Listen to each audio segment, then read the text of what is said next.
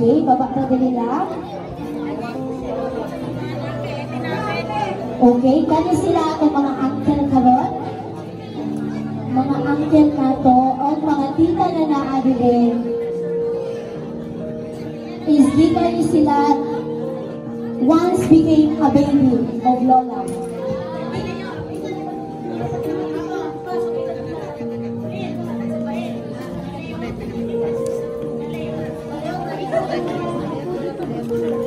Palakpakan na to guys, ang mga anak ni Lola. Wala pa siyang kulando din pero ayan. Isa-isa na ano ba? Dapat.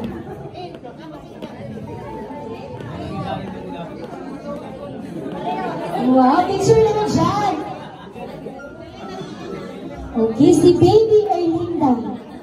Baby Erlinda. Next is we have Baby Lenny.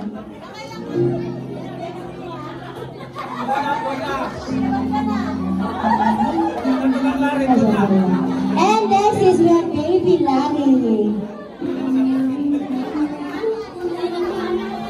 Thank you so much, Lola. Mga guys, palakpakan natin ang mga uncle. Once nakita natin sila ng uncle, at tita na ito karon.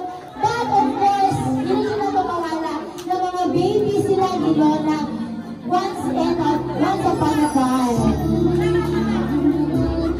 Wow! Pagkita nyo na ni Lola. Ayun.